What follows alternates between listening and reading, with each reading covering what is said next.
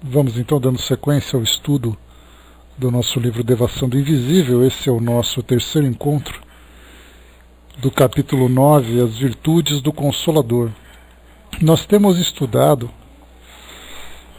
nesse capítulo a história da menina Elizabeth Santos, lá de Belo Horizonte, desencarnada, na juventude, e após a sua materialização para uma das irmãs, manteve contato através de psicografias recebidas pelo centro espírita daquela região, e depois, 2 anos depois, em contato com Dona Ivone, ela comentava exatamente sobre o projeto que ela tinha de sensibilizar a família para criar uma instituição que acolhesse crianças carentes e jovens gestantes também. Então, ela, segundo o esclarecimento que ela traz, Dona Ivone tinha percebido uma decoração diferente naquele ambiente da casa deles, e aí então essa jovem explicou que essa característica indiana, hindu, dessa decoração se referia exatamente àquilo que ela vivenciou numa existência anterior, criando exatamente essa instituição para acolher essas jovens.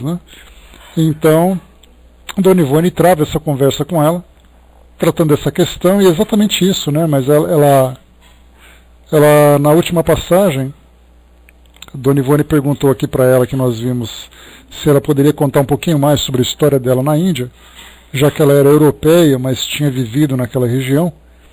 Ela respondeu: hoje não o poderia, talvez mais tarde, quem sabe, se nossos mestres permitirem. No momento apenas lhe peço que transmita aos meus a ideia que exponho, pois o meu maior anelo por agora é o de contemplar um dia meus pais e irmãos à frente desse labor em torno da mulher gestante desamparada e do recém-nascido sem recursos sobre a terra.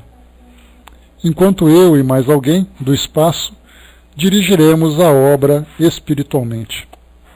E agora a gente entra no nosso texto de hoje. Entre mentes a benévola atuação da menina Elizabeth Santos, ou do seu espírito, no seio da família a que pertencera, não se limitou aos 2 pequenos episódios acima narrados.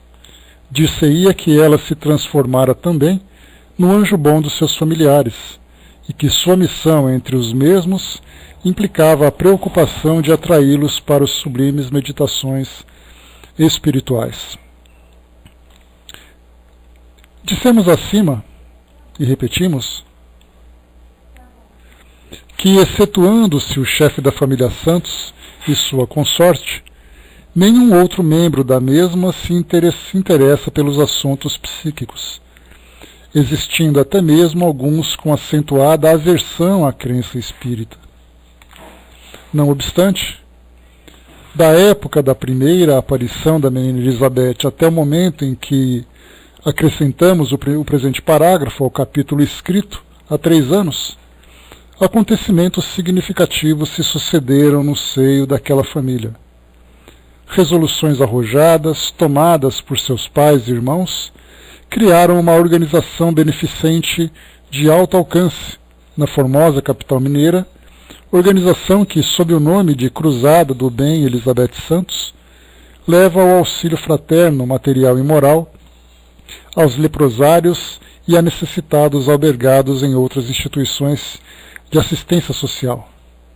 Todavia, consta ainda do programa da nobre cruzada o auxílio à criança sofredora e às jovens mães solteiras, assim como aos mendigos, alcoólatras, etc. e etc. Então, 3 anos depois, 3 anos depois, então, se concretizou o projeto, quer dizer, não apenas se concretizou o projeto apresentado por Elizabeth à família, como também se estendeu para o atendimento a outras pessoas necessitadas. O que ela mostrou para nós aqui, uma verdadeira aversão de parte da família, da doutrina espírita, ficando apenas o pai e a mãe dessa jovem vinculados à doutrina, Essa é uma situação bastante comum que nós vemos nos tempos atuais, mas naquele caso ele traz uma particularidade, que é exatamente ali a presença dos fenômenos ostensivos, e mesmo assim sendo a doutrina rejeitada por esses familiares. Ou seja, nem mesmo os fenômenos são capazes de sensibilizar as pessoas, principalmente pelo fato de aproximar a irmã desencarnada da família, que ficou aqui no nosso mundo material. Então, como Kardec lembra em algumas das suas passagens, ele diz assim para nós que não são os fenômenos que vão convencer as pessoas. Elas devem ser envolvidas intelectualmente e afetivamente para compreenderem o conteúdo doutrinário que é apresentado pelas obras da codificação. Então não basta simplesmente convocar pessoas, convidar pessoas para participar de uma determinada reunião, imaginando que a partir daquele momento elas se transformarão em pessoas diferentes pelo fato de terem ali visto o mundo espiritual a partir de outra perspectiva. Né? Bom dia, Barbosa. Então, como Kardec lembra bem, né, não são os fenômenos que convencem, mas as pessoas são convencidas pela lógica, pela razão, e a partir dali então estimulando a fé. Continuando aqui o nosso texto. Não temos dúvidas de que o sonho máximo de Betinha na espiritualidade se corporificará com vitórias sempre maiores no setor da fraternidade, visto ser ela a diretora espiritual da instituição a se desdobrar em esforços para inspirar aos entes queridos deixados na Terra o prolongamento da missão por ela mesma iniciada na Índia pelo século XVIII. Aqui é um detalhe curioso também que a gente deve lembrar, é imaginar, por exemplo, né, que uma jovem adolescente desencarnada se tornou diretora de uma instituição de caridade, diretora espiritual de uma instituição de caridade. Aí cabe a nós agora tirarmos, né, essa imagem que nós escolhemos aqui do mundo material, de uma criança, de um jovem, né, de um adolescente, e pensarmos no espírito imortal, que embora tenha a aparência de jovem, de juventude, quando no mundo espiritual, né, inclusive nós lembramos através dos estudos lá do Livro dos Médiuns, que muitas vezes os espíritos se manifestam com características que tinham quando estavam encarnados para poder sensibilizar as pessoas que tiveram contato com a sua presença. Então, trazem características da voz, da letra, da aparência, carregando objetos, particularidades, né, do seu corpo físico, para que possa ser compreendido. Então a gente lembra que naquele momento em que houve a materialização daquela jovem, vestida com aquele vestido rosa para o baile de debutantes, que ela tanto desejava, naturalmente foi para que pudesse ser vista e reconhecida. Mas o espírito, estando no mundo espiritual, então ele começa a se adaptar a essa nova condição, assumindo muitas vezes uma aparência que para ele se torna mais confortável, para ele é mais interessante de acordo com suas memórias, de acordo com o trabalho que deve realizar. Então, para nós aqui que estamos lendo uma adolescente desencarnada, de repente a vemos como diretor espiritual de uma instituição, e para nós então apagamos toda aquela imagem do mundo físico e mantemos então a realidade do espírito, um espírito que para assumir tal responsabilidade, que para ter no seu histórico o envolvimento com esse tipo de atividade, nós lembramos então que é um espírito, não apenas um espírito já maduro, experiente, mas também com evolução espiritual, com evolução de valores suficientes para se envolverem nesse tipo de atividade. Né? Então, tiramos a imagem do adolescente, daquela quase criança, para um espírito já amadurecido. E continua. Entretanto, novo fenômeno verificou-se.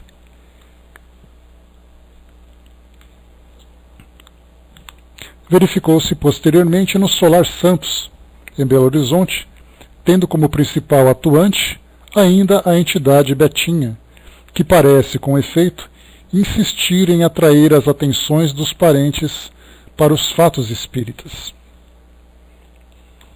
O detalhe que se segue, inserido nessas páginas, quando já déramos por terminado o presente volume, foi-nos relatado pelo próprio Sr. Santos, a 10 de dezembro de 1962, quando de visita ao estado da Guanabara, né? Então, ali naquela época, né, o Rio de Janeiro que veio a ser depois. Meu filho Maurício, começou o Sr. Santos, formado em medicina em 1960, já nos últimos meses do curso que fazia, uma noite ainda cedo, pois seriam 23 horas mais ou menos, estudava na sala de visitas, local onde se encontra o retrato de minha filha Elizabeth, tirado pouco antes do seu passamento. Ele estudava, porém, ao som de uma eletrola, pois é também apreciador da boa música. Não pensava absolutamente em sua irmã falecida em 1955 e, já fatigado pelo esforço despendido, decidiu recolher-se. Por isso mesmo, encaminhou-se para a eletrola a fim de desligá-la, o que fez simples e naturalmente. De costas voltadas para o retrato, sentiu que algo ou alguém forçava sua cabeça no intuito de fazê-lo voltar-se para trás. Voltou-se com efeito e, olhando o retrato da irmã, julgou perceber névoas amareladas, lucilantes, que se acentuavam a ponto de ter a impressão de que o retrato se movia, enquanto ele próprio ouvia, com acento de certeza, a voz da irmã. Maurício, gostas de música? Pois dar-te-ei a ouvir uma música celeste. Canta comigo, Maurício, canta.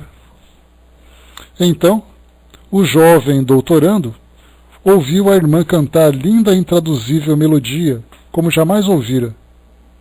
E, comovido, repetia como levado por impulso mediúnico, mas repetia em lágrimas, invadido por uma comoção que transcendia sua habitual força de vontade, impossível de conter ante a delicadeza daquelas vibrações. Sua irmã Zinda encontrava-se pelas imediações da sala. Ouviu o irmão cantar uma canção singular, ao mesmo tempo que chorava, e desejou saber o que passava. Aqui termina o relatório do Sr. Santos, mas nós outros estudiosos dos fenômenos espíritas temos o dever de algo meditar sobre a narração acima transcrita, e o faremos com um constante objetivo de colher instruções em quaisquer acontecimentos relacionados com o além-túmulo. Lembrando mais uma vez aqui para reforçar que o objetivo agora da irmã era exatamente sensibilizar os demais familiares para as questões do espírito, né? Nesse caso, dá para a gente imaginar então um jovem que não apenas não tinha afinidade com a doutrina, como também era estudante de medicina, voltado para as ciências. Então, naturalmente, rejeitava, né, qualquer tipo de ideia que colocasse a fé, por exemplo, como algo sólido diante da realidade das ciências do mundo material. Então, vimos aqui um fenômeno muito interessante para exatamente chamar a atenção do irmão, né, trazê-lo, provocar essa impressão positiva, como nós vimos aqui, porque muitas vezes nós temos ali descrições, né, relatos de fenômenos mediúnicos bastante traumáticos para muitas pessoas.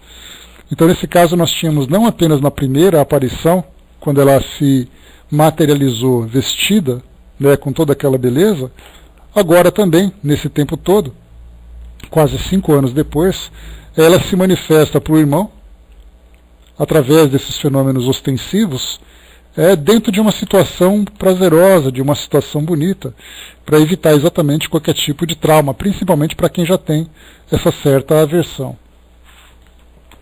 Diz aqui então Dona Ivone trazendo mais explicações para nós. É possível que o espírito de Betinha se materializasse ali, diante do irmão, ou pelo menos que o tentasse fazer.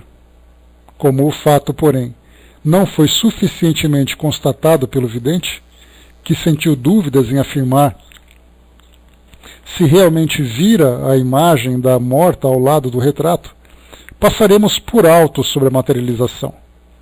Talvez a própria repulsa do jovem médico às coisas espíritas o impedisse de averiguar o fato, que seu preconceito científico antes consideraria impressão ou alucinação.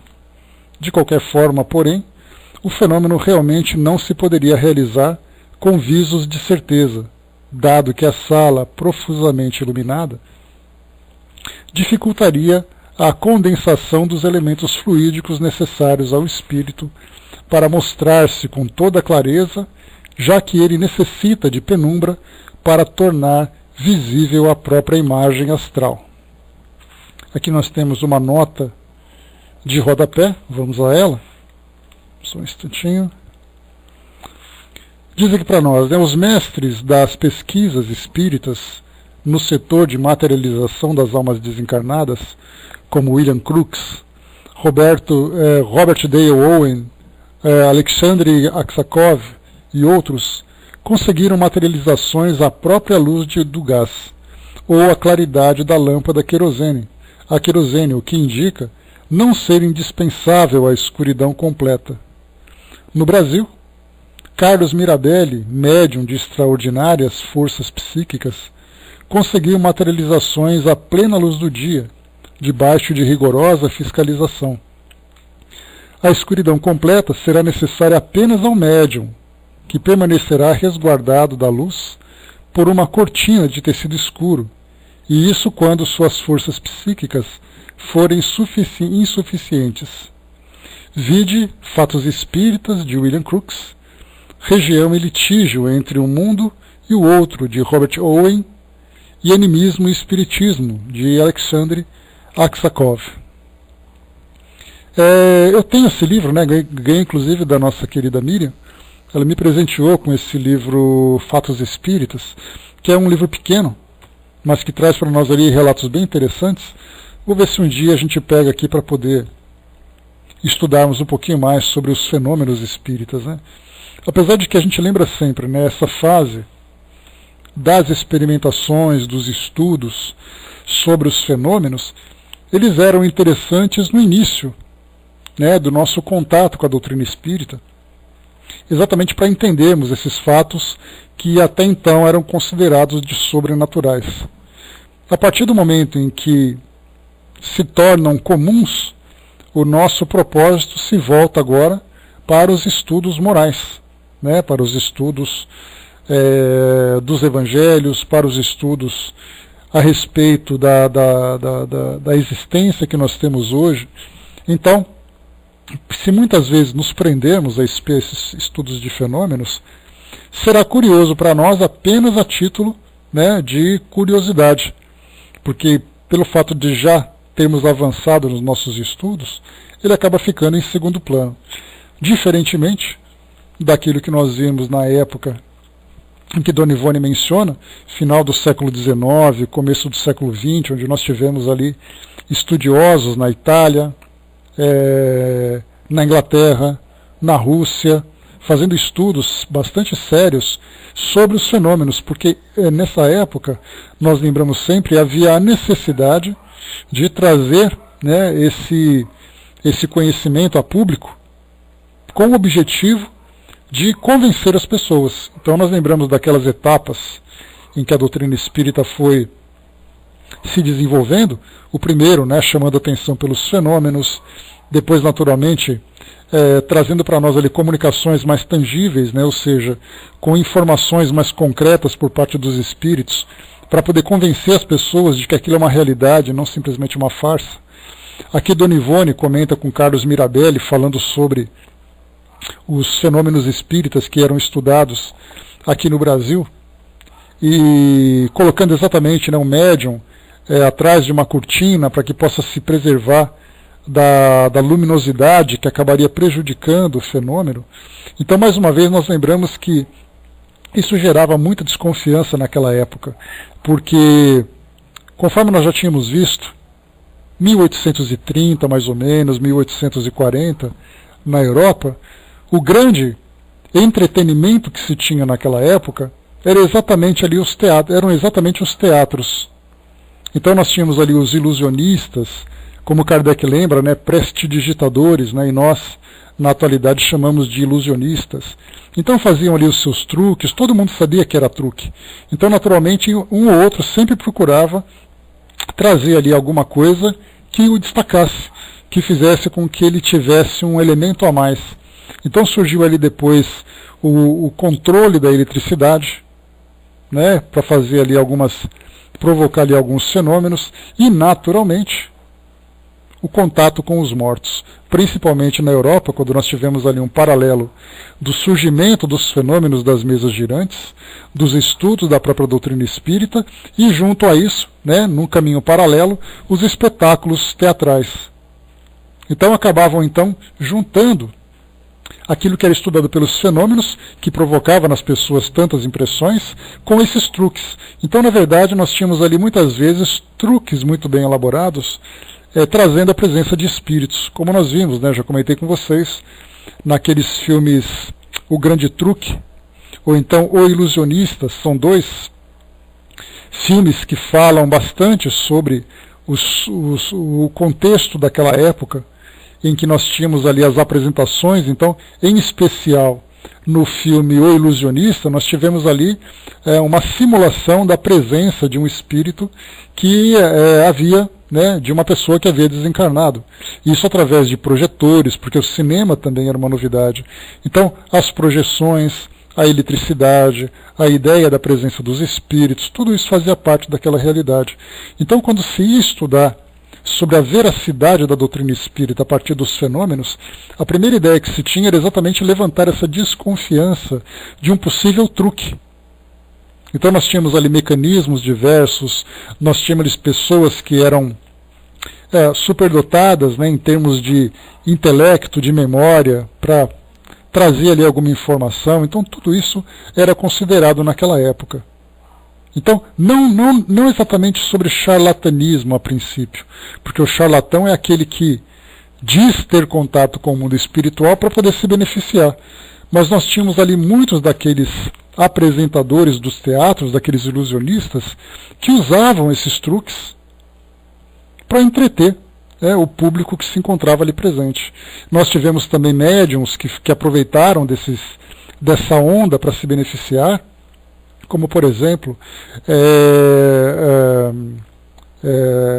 Daniel Douglas Home, que era ali considerado um grande médium de efeitos físicos, que por muitos era considerado como charlatão, mas ali outros também atestavam a sua presença. Nós tivemos ali também as próprias irmãs Fox, na história que nós conhecemos ali por volta de 1945, quando surgiram os primeiros fenômenos lá nos Estados Unidos. Então, duas adolescentes que foram então envolvidas por esse fenômeno acabaram se tornando parte da mídia americana, perseguidas pela própria sociedade, e depois, segundo alguns artigos que foram escritos sobre elas continuaram depois divulgando a capacidade de realização desses fenômenos, já que uma delas, né, ou as duas, eram ali médiums de efeitos físicos, mas que acabaram também se envolvendo com a manipulação, ou seja, com truques. Então era muito comum, né, naquelas salas onde havia o assoalho de madeira, e Kardec até lembrou disso na introdução do Livro dos Médiuns, ali sobre as possibilidades de charlatanismo, e ele trouxe para nós ali um famoso músculos estalantes ou nervos estalantes, quando uma pessoa conseguia fazer com que o nervo, para a gente poder perceber como isso era uma coisa importante na época, acabou se tornando objeto de atenção, de estudo de Kardec. Então de outros também, né? Porque a pessoa ficava naquela sala, naquele silêncio no escuro, e de repente se ouvia uma batida. E aí então ficavam se perguntando, será que é algum tipo de mecanismo que existe embaixo do assoalho? Será que tem alguma pessoa escondida? Será que essa pessoa que estava ali presente, ela tinha essa capacidade de instalar esses músculos, né, esses tendões, ali no tornozelo, no joelho? O meu joelho, por exemplo, estala, né? Então é muito fácil a gente ficar imaginando isso numa época em que poderia se simular. Principalmente na época onde nós tínhamos ali a tiptologia, que era uma batida valendo sim, duas batidas valendo não. Então alguém fazia uma pergunta e de repente no escuro da sala se ouvia uma batida.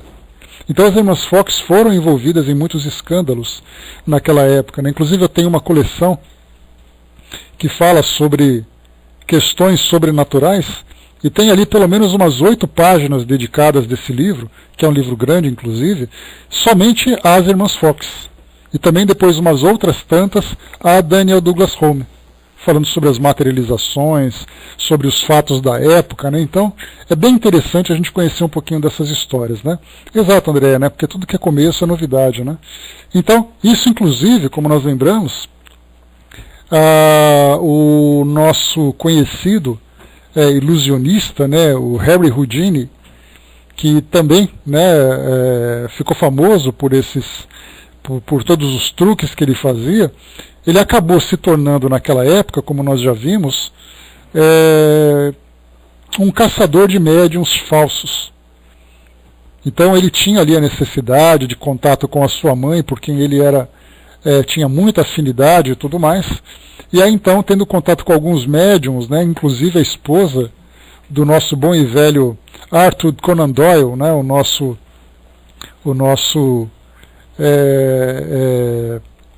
autor de Sherlock Holmes, ele era um estudioso da doutrina espírita, a sua esposa era uma médium naquela época, e aí então em contato com Harry Houdini, propondo o contato com a mãe dele, acabou não acontecendo, e Houdini, então, revoltado com todas as propostas que ele recebia para ter contato com a sua mãe falecida, ele acabou se tornando um voraz perseguidor de médiuns daquela época. Então ele anunciava, queria desmascarar médiuns, queria fazer isso, ia fazer aquilo. Tudo isso naquele período. Então, desde 1830 aproximadamente, quando começaram, né, esses fenômenos, ou melhor, essas atividades de entretenimento voltados para o ilusionismo, envolvendo, como nós dissemos, a eletricidade, os mortos e tudo mais, era muito comum, né, que se gerasse uma grande desconfiança. Então aqui nós vimos, né, a presença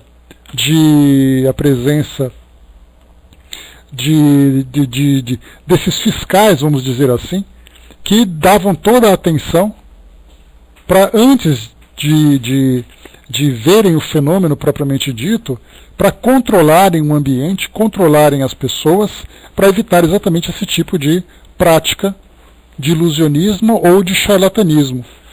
Então, tem até um livro interessante, Falando com os Mortos, eu tenho aqui o título dele, depois eu pego para vocês. Já li alguns trechinhos aqui.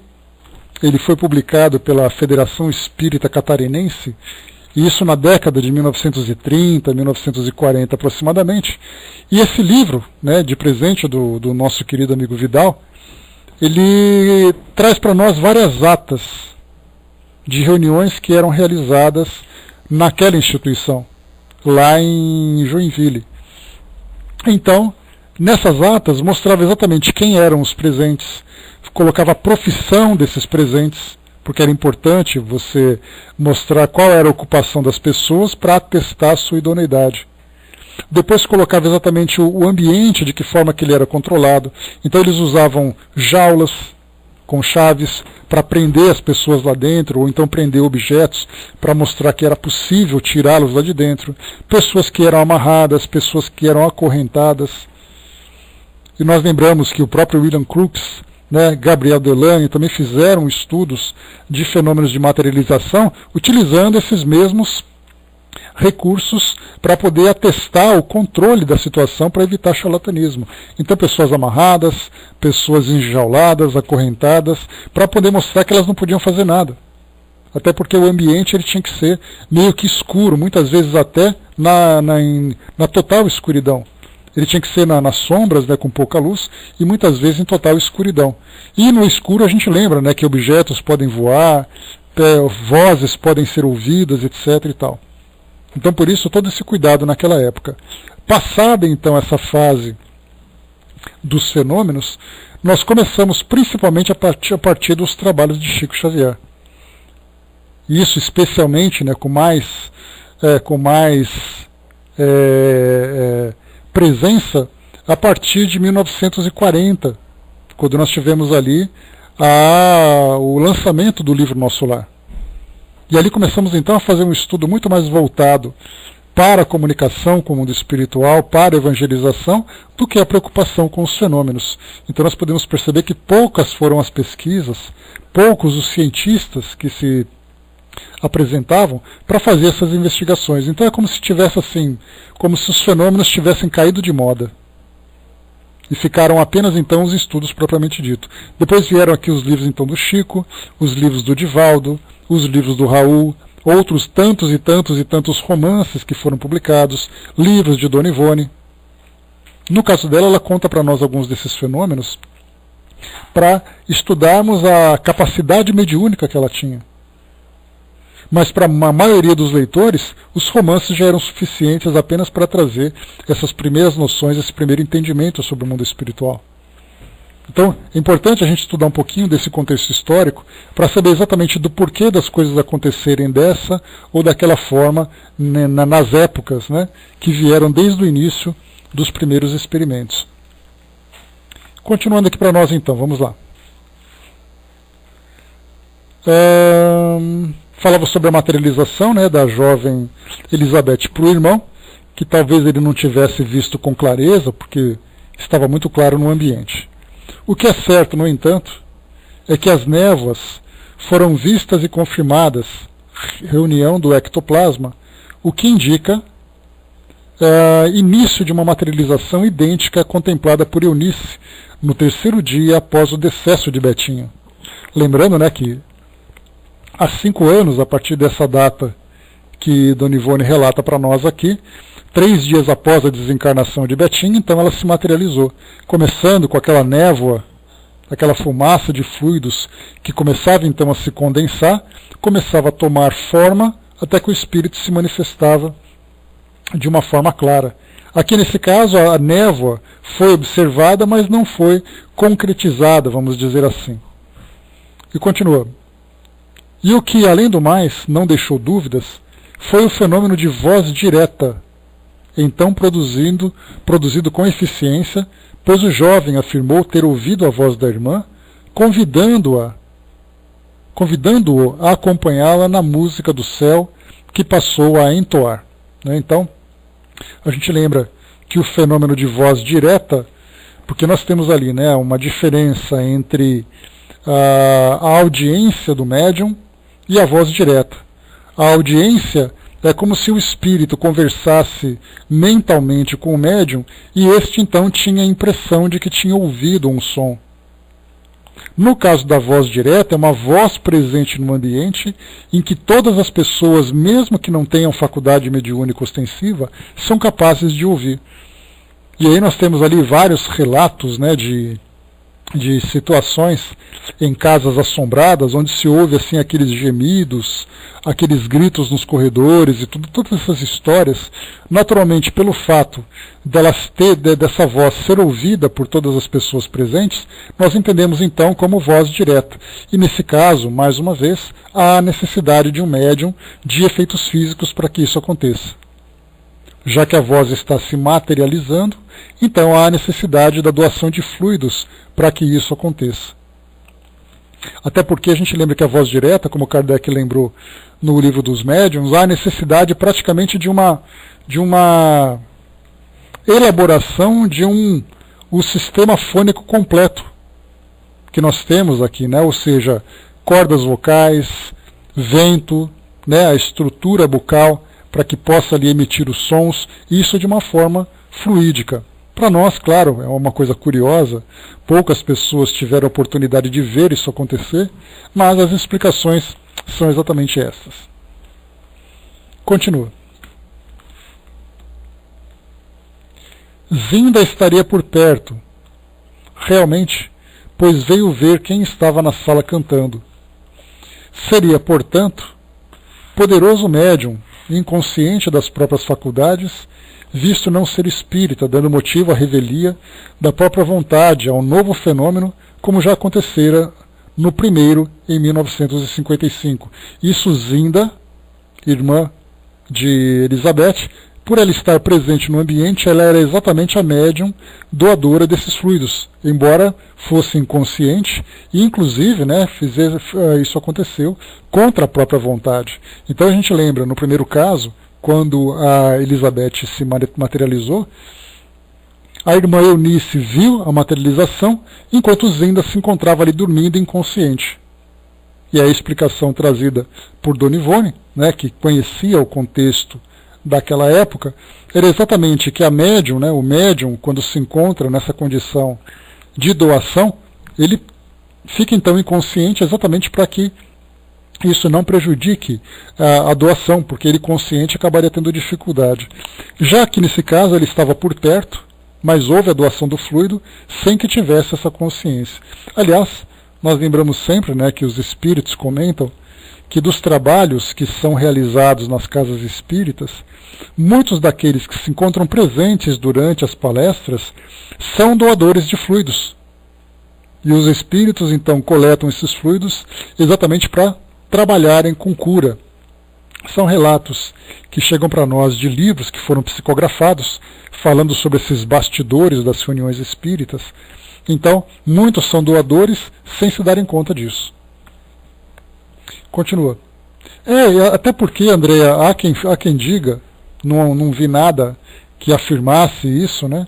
Mas que muitas vezes pessoas que vão ao centro espírita e dormem durante as palestras, tirando naturalmente todas as situações de cansaço, de monotonia, né, da palestra, da pessoa ficar entediada e tudo mais, muitos casos são registrados pelo fato das pessoas presentes estarem nesse processo de doação. Mas claro que nós inicialmente colocamos todos, né, os itens iniciais, né, como critério de observação. Então a pessoa realmente chega ali cansada, dá para a gente imaginar, né, aquela palestra no fim da noite, né, fim de tarde, ali, começo da noite, a pessoa chega correndo do trabalho, aí senta e ouve aquela vozinha, daquele vozinho, daquela vozinha fazendo a palestra, começa a dar aquela moleza, e ele não está doando fluido, ele está dormindo mesmo, né? Então, isso acontece por uma questão de efeito daquele momento, mas nós lembramos que essa doação ela é muito comum.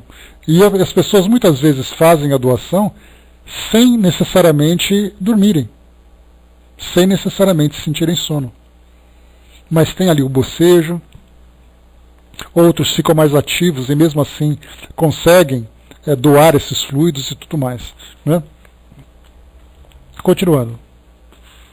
Os tais acontecimentos mais valiosos se mostram porque, conforme dissemos acima, vários membros da família Santos confessam aversão ao espiritismo. Ou seja, né, sai de retro, não quero nem saber, não quero nem ouvir falar. E aí então, os fenômenos vêm para chamar a atenção. Então se alguém tinha medo depois dessa, né, acaba certamente confirmando o medo. Mas para o nosso modo de apreciar as realidades da impressão de que o retrato se movia, enquanto ele próprio ouvia com acento de certeza, a voz da irmã. Deixa eu ver aqui. Espera aí um pouquinho só, que eu estou repetindo aqui um texto que eu peguei.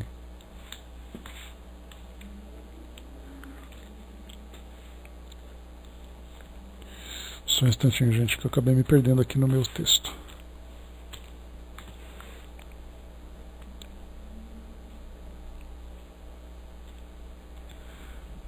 Pera lá.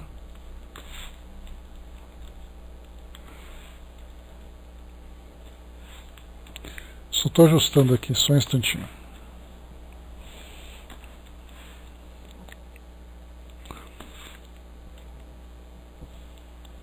Tá aqui. Então, mas, para o nosso modo de apreciar as realidades da doutrina espírita,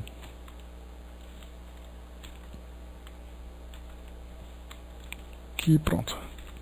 Dentre os fenômenos provocados pelo espírito da menina Elizabeth Santos, certamente o mais belo, o mais convincente e positivo, o mais agradável a Deus, porque reuniu toda a família na mesma harmonia de vistas e elevação de princípios, foi a criação da cruzada, que tem o seu nome por ser a concretização da virtude por excelência, da própria essência do Consolador prometido por Jesus, a revelação espírita, inspirada por ela, de além-túmulo, para a prática da beneficência fraterna entre os que choram e sofrem nas provações terrenas, e também para o mérito incoscuso daqueles a quem amou na terra, como pais e irmãos, os quais, exercitando as leis de caridade, vão a cada passo se laureando em presença daquele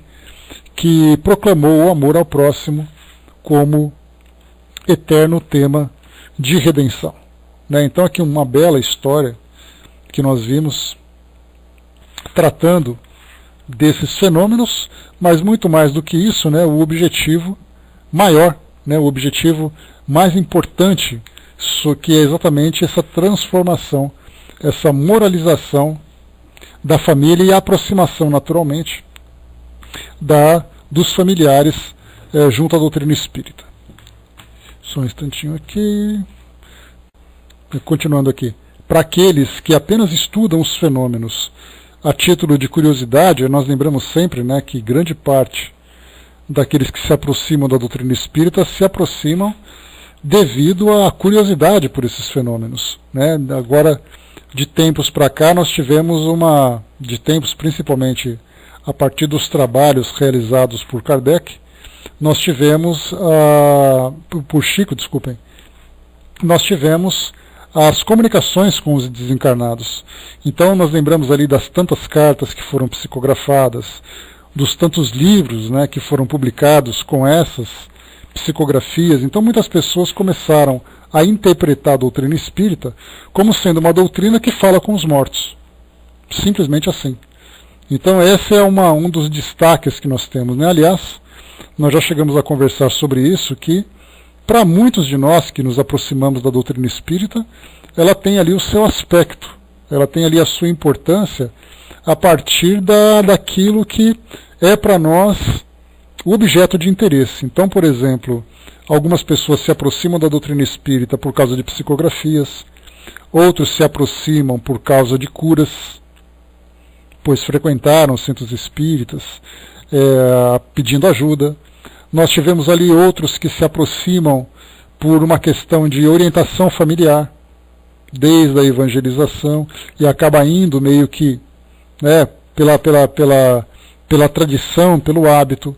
Nós tivemos outros que se aproximam pela curiosidade dos fenômenos. Não necessariamente, quando nós falamos nos se aproximar, nós não falamos necessariamente frequentar centros espíritas. Nós falamos ter interesse em conhecer a doutrina espírita. Então os livros que oferecem as histórias, que oferecem os relatos, acabam sendo ali o contato que essas pessoas têm com a doutrina espírita.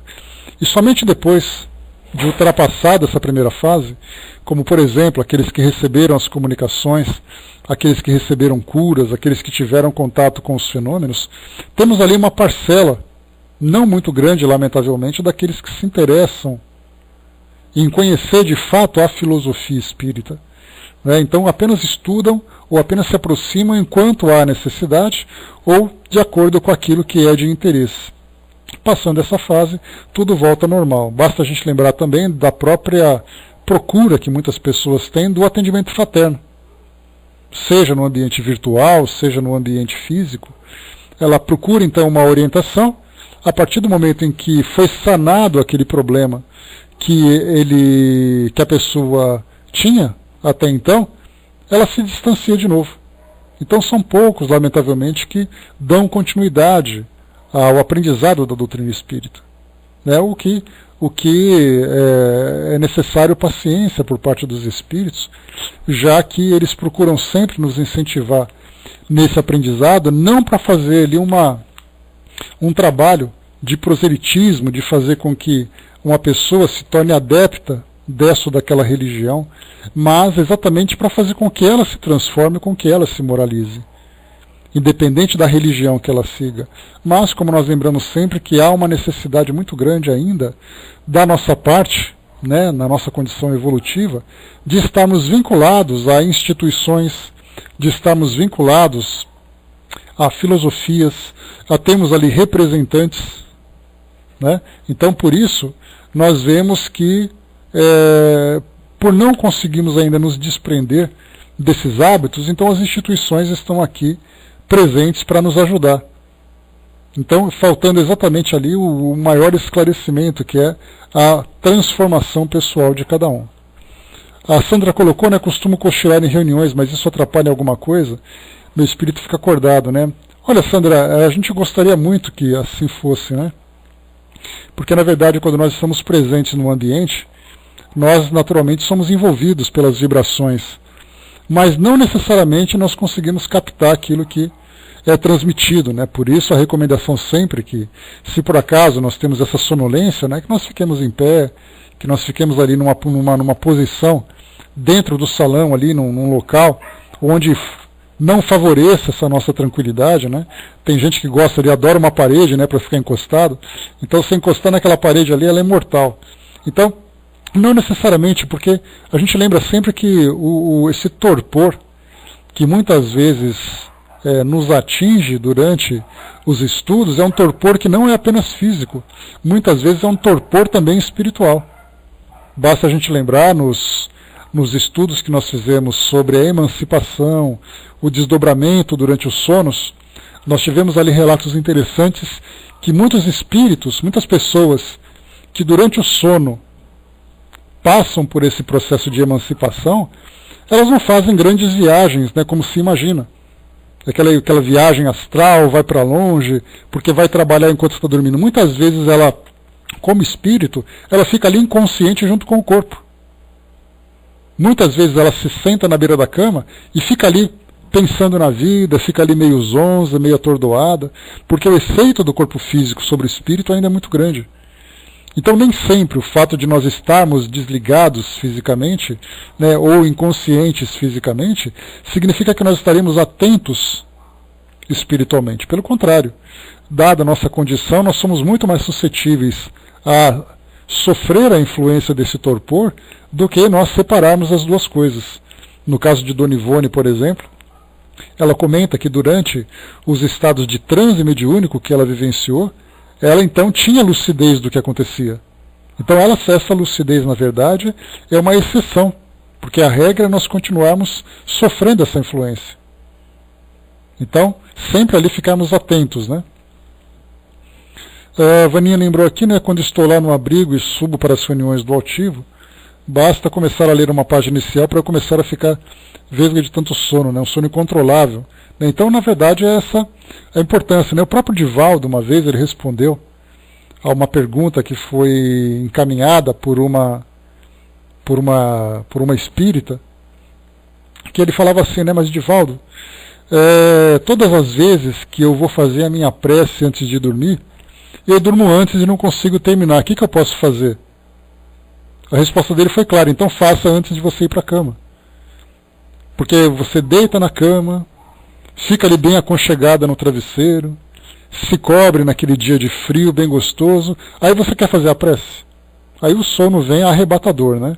Então, na verdade, faça sentado, faça em pé, faça ali um pouco antes de você se deitar, para estar em condições de se concentrar. E não naquele momento de dificuldade, né? Aliás, muitos alunos fazem isso, né? Eles querem estudar para uma prova, deitado ali numa cama, né? Deitam na cama, colocam um livro, 15 minutos já estão dormindo. Exatamente porque a situação favorece esse relaxamento, né? Então temos que estar sempre atentos nesse sentido.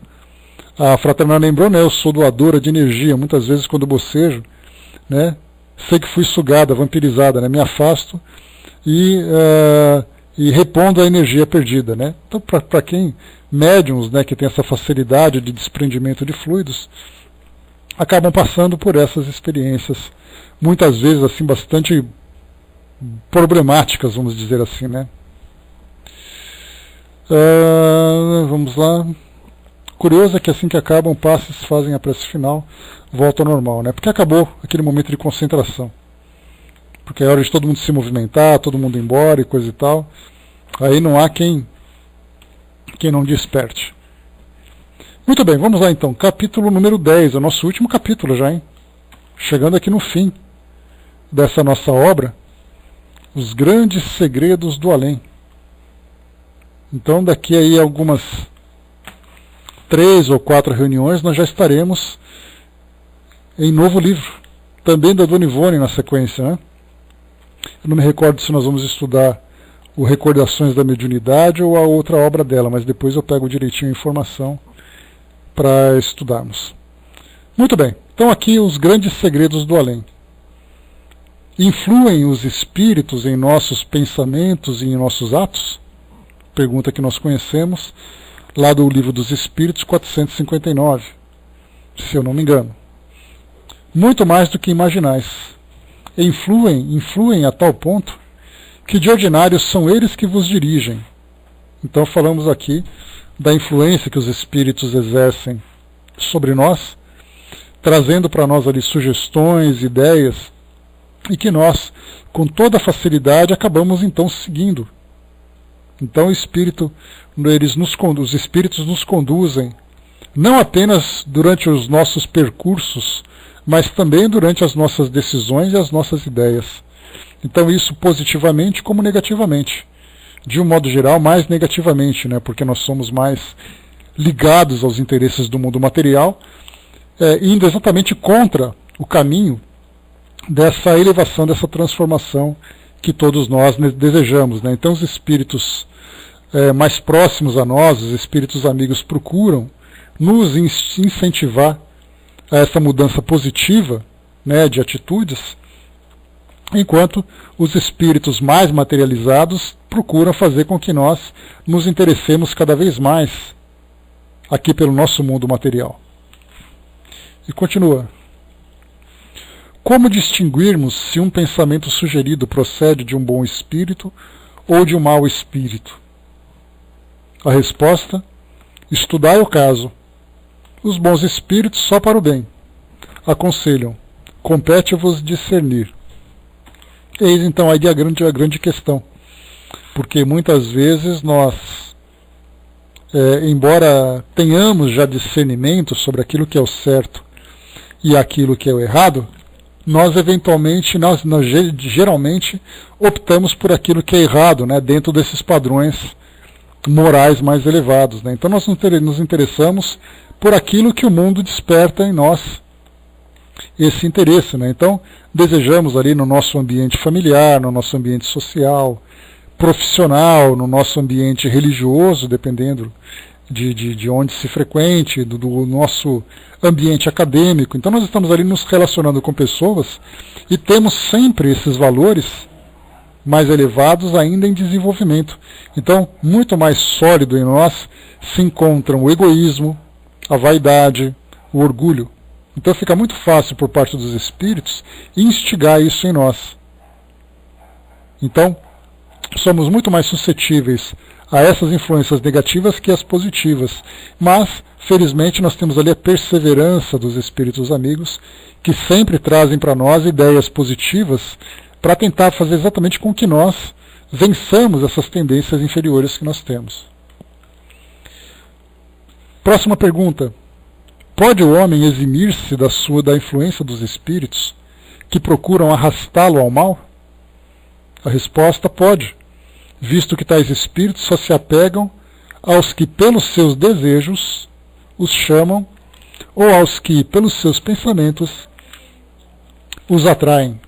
Então, como eu falei para vocês, né, que certamente nós poderíamos nos livrar de uma má influência, mas para isso nós temos que mudar o nosso comportamento, algo que já é bastante difícil para todos nós. Outra pergunta: renunciam às suas tentativas os espíritos cuja influência a vontade do homem repele?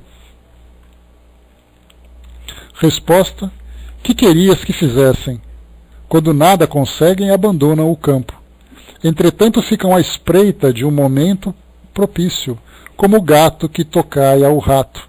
Então, essa resposta dos espíritos, ela é bastante real. Então, quando eu falei para vocês, quando nós estudávamos sobre os espíritos protetores e os espíritos inferiores, ou os espíritos, chamamos de maus espíritos, né? Então, quando nós falamos sobre a influência que eles exercem sobre nós, de acordo com suas intenções, de acordo com suas capacidades, com as oportunidades que encontram e tudo mais, eu comentei com vocês que para entendermos exatamente de que forma que esses espíritos atuam, nós teríamos que simular as nossas ações semelhantes a cada um desses espíritos.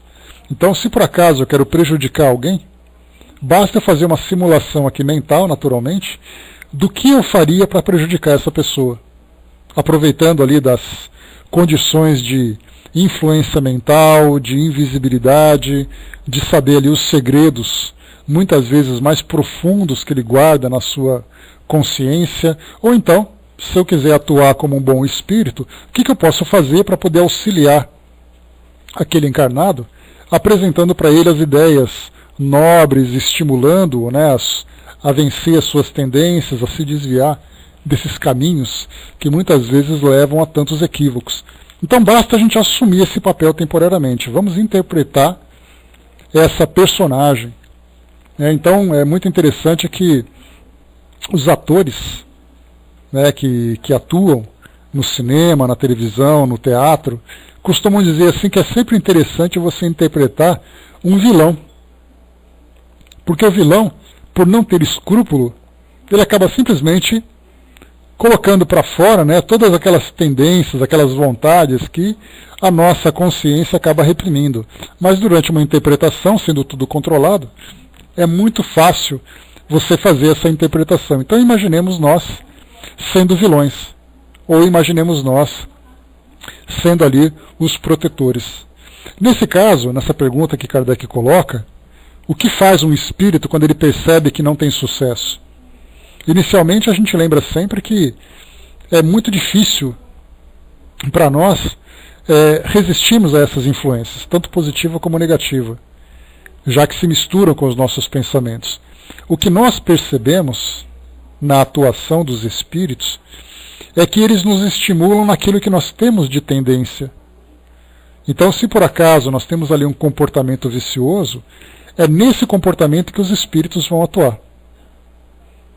É exatamente despertando em nós o desejo de praticar cada vez mais aquela tendência.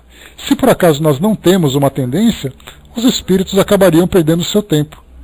No caso, por exemplo, dos vícios, da violência, se é uma pessoa que não tem vícios, uma pessoa que não é violenta e tudo mais, por mais que se instigue nela esse tipo de comportamento, nós estamos falando de influências, não de processos obsessivos. Porque a obsessão ela já começa a atuar de uma forma muito mais profunda, ainda que atuando nas fraquezas, nas tendências de cada pessoa. Então, se por acaso eu não tenho determinada tendência, o espírito acaba perdendo o seu tempo. Mas, como nós ali vamos ocupar aquela posição de espíritos que procuram essa influência, nós naturalmente, se não conseguimos influenciar numa determinada situação, nós vamos procurar outra. Porque o nosso propósito é exatamente esse prejuízo. Ou no caso dos espíritos protetores, o nosso propósito será fazer com que as pessoas se transformem. Então, se nós não conseguimos naquele momento, não conseguimos naquela condição, nós vamos encontrar outras estratégias para que isso aconteça de um modo mais favorável, por uma intenção ou por outra intenção. Então eu posso não conseguir agora, posso não conseguir depois, mas eu vou procurar sempre encontrar meios de alcançar ali o meu objetivo. Basta a gente lembrar que o Chico Xavier conta na sua biografia, se eu não me engano, o livro Por Trás do Véu de Ísis, é uma expressão utilizada na mitologia egípcia, que Ísis, né, uma das deusas, por trás do véu dela se encontravam então os mistérios, né, do além. Então o livro se chama exatamente Por Trás do Véu de Ísis, de autoria de Marcel Sotomayor, jornalista. E nesse livro o Chico contava exatamente para ele as tantas e tantas influências que ele sofria, principalmente por parte de espíritos obsessores. Porque cada espírito que era auxiliado e que modificava a sua conduta era um espírito que deixava de trabalhar para atender às intenções desses espíritos inferiores. Então, eram muitos os espíritos que assediavam Chico quase que 24 horas por dia. Principalmente ele, que era uma referência para a doutrina espírita. Se ele caísse, naturalmente teríamos ali uma mancha muito grande nessa nova filosofia que então se desenvolvia. Continuando. Dona Ivone, então, depois dessas introduções, né, ela traz para nós então aqui o esclarecimento. Desejávamos terminar este volume com uma tese que ventilasse algum assunto aviltrado pelas preocupações de estudiosos e companheiros de ideal. Conversando com alguns amigos, vários pontos de doutrina foram lembrados, interessantes e profundos. Aceitamos alguns e pretendíamos experimentá-los. Mas o influxo vibratório, revelador da presença do assistente espiritual, fazia-se ausente, não movimentando nosso lápis nem a mão que o segurava, e ainda menos o cérebro que invocava os poderes da luz. Ela falava exatamente aqui sobre escrever alguma coisa, né, psicografar alguma coisa sobre esse assunto, mas exatamente se via ali sozinha, sem a presença dos espíritos amigos, né? Nesse caso do assistente espiritual, se referia então ao espírito Charles, né, que era muito próximo a ela. Ou mesmo, né, através de Dr. Bezerra de Menezes, que era outro que atuava junto dela. Das teses aventadas, uma nos parecera a mais sedutora. Procurar saber de nossos mentores espirituais a razão pela qual certos espíritos desencarnados se supõem ainda vivos.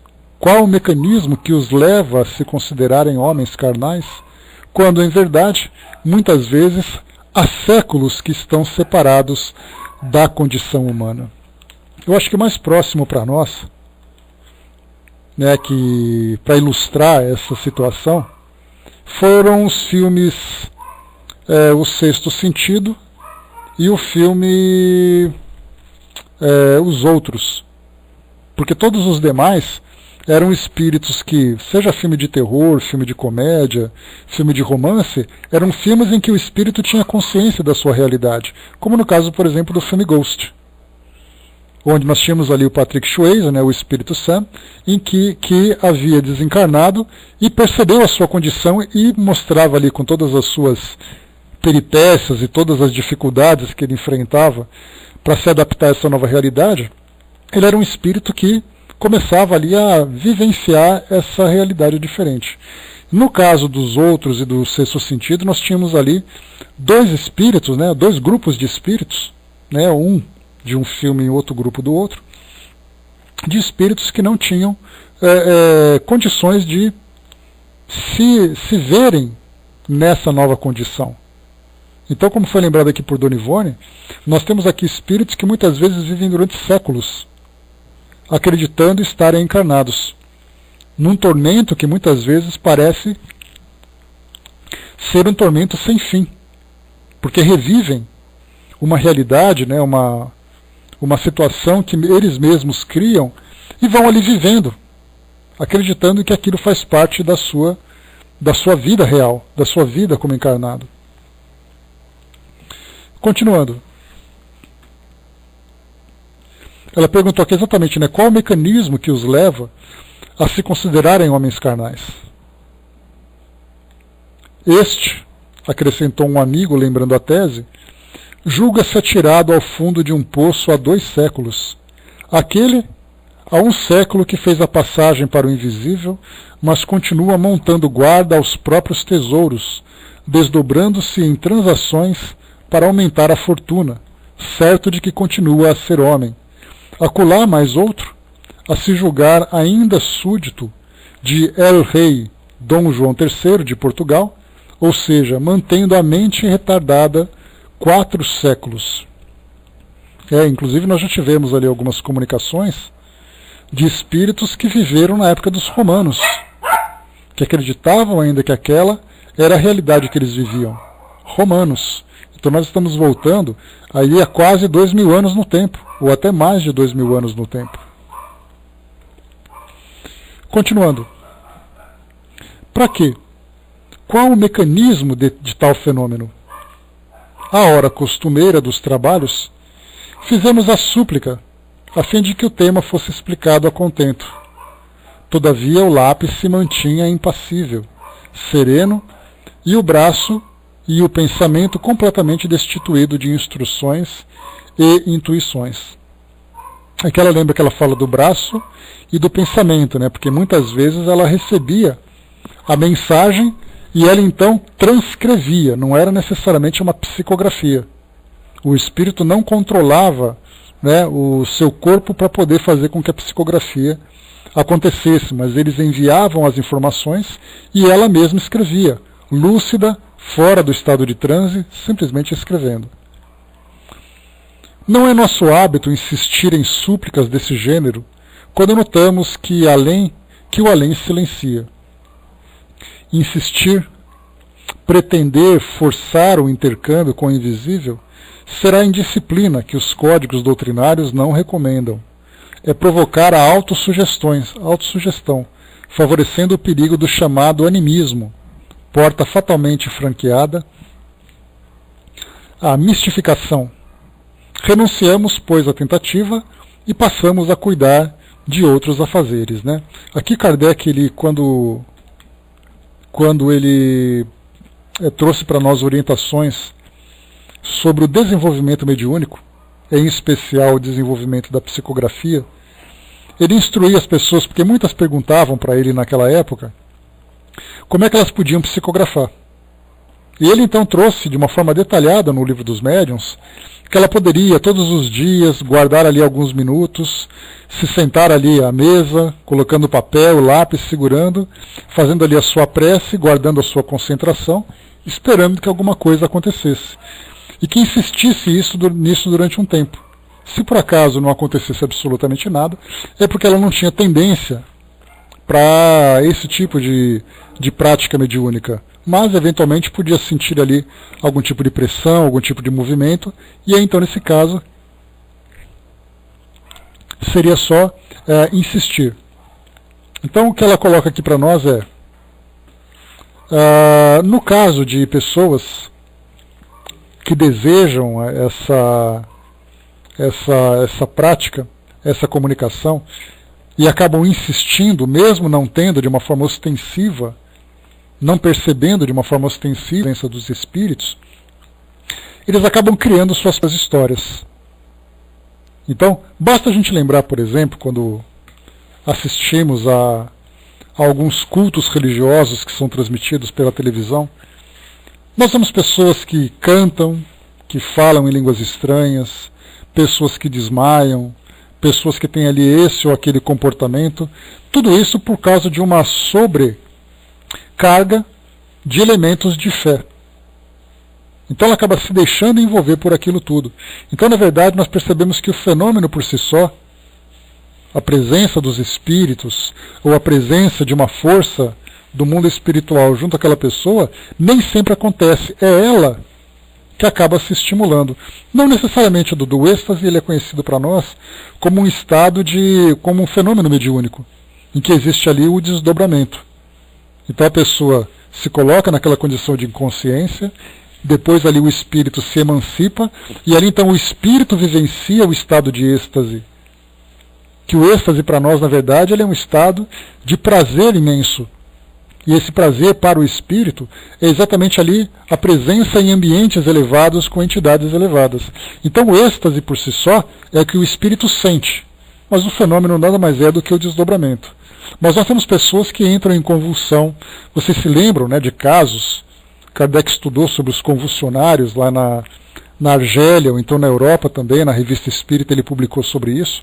Mas nós tivemos há um tempo atrás, tivemos aqui há algum tempo, uma situação curiosa numa escola no Nordeste, não me lembro exatamente que estado ou cidade que era, mas nós tivemos ali uma criança, um estudante, que entrou em convulsão, dizendo que tinha visto um espírito, que tinha ali visto alguém que tinha morrido próximo ali deles, na escola e tudo mais. E de repente várias outras crianças começaram também a entrar nesse estado de convulsão. E ali vários especialistas começaram a trazer, ali, a apresentar as suas teorias, a trazer explicações. Então nós tivemos psiquiatras, religiosos, espíritas, cada um dando ali a sua visão do que seria aquele fenômeno. Então nós percebemos assim que dependendo da suscetibilidade que as pessoas têm, elas podem ser facilmente manipuladas nesse sentido. A mesma coisa acontece com a própria hipnose. Pessoas que têm ali uma facilidade maior, basta que o hipnólogo se aproxime, faça ali um gesto, ali uma pequena conduta, que a pessoa simplesmente acaba adormecendo. Então nós percebemos assim que a nossa mente ela é muito vulnerável. A nossa mente pode ser manipulada com muita facilidade, principalmente se ela for sobreexcitada. No caso da fé, que é algo que nós não tenhamos dúvida, é muito presente dentro de nós, nós temos ali então aquelas pessoas que desejam a psicografia, insistem na psicografia, acreditam que são capazes da psicografia e de repente começam a psicografar. Só que na verdade é um fenômeno anímico em que ela mesma escreve acreditando que existe alguém escrevendo. É algo também que carece de muitos estudos, né? Não tenhamos dúvida disso, mas nós vemos assim que as pessoas acreditam que elas estão de fato fazendo alguma coisa. Mas é a mente sobreexcitada, superexcitada, que acaba facilitando então essas situações, o que acabaria caindo então no misticismo também. A Fraterna colocou, né, pode ser também um desajuste psicológico, acontece muito em sessões mediúnicas, sim, né, aliás é uma recomendação que se tem do desenvolvimento mediúnico, que as pessoas que se candidatam ao trabalho mediúnico também sejam entrevistadas, sejam analisadas, para saberem exatamente em que condições psicológicas, morais, de saúde física se encontram para poder ter esse trabalho. Porque do contrário, né, a pessoa que tem essa facilidade da mediunidade nem sempre ela está apta a desenvolver essa atividade por falta de controle pessoal. Porque ela precisa controlar os seus impulsos, precisa controlar aquilo que os espíritos transmitem. Lembrando que quando nós falamos em comunicação com o mundo espiritual, nós falamos em espíritos das mais diversas categorias. Então imaginemos um obsessor transmitindo, se comunicando, transferindo, né, sentimentos, transferindo emoções, ideias, para uma pessoa que já tem um desequilíbrio psicológico. Então isso acaba sendo um agravante, né, trazendo problemas para o trabalho, mas principalmente para a própria pessoa. O Dudu lembrou, né? Foi no Peru. Essas convulsões que eu falei foi no Nordeste mesmo, Dudu. Mas tivemos também essa no Peru e em vários outros lugares do mundo. Né, essa em especial, não me recordo se foi no Rio Grande do Norte, na Paraíba, não me recordo, mas está no jornal. E mostrou então, né, vários tipos de situação, né, em que acontecem essas superexcitações. Então nesse caso, né, como nós vimos, para concluirmos aqui esse nosso bate-papo de hoje, a insistência por parte daquele que é médium ou daquele que se candidata ao trabalho mediúnico é uma característica de indisciplina, como lembra Dona Ivone, porque o médium se coloca à disposição, os espíritos se comunicam de acordo com a conveniência, com o interesse, com as circunstâncias, com a necessidade. Então se o médium deseja manter a sua casa mental aberta para insistir numa comunicação, ele corre o risco de transmitir um pensamento anímico, um pensamento dele próprio, ou sofrer influência de outros espíritos que vão se aproveitar dessa situação. Então, vimos aqui, né, depois a gente continua no nosso próximo encontro, né, que será na quarta-feira, agora vai ser feriada, mas a gente vai para quinta-feira, passando esse estudo para quinta-feira, para a gente continuar acompanhando o desenrolar dessa história que ela traz para nós. Então, pessoal, nós paramos aqui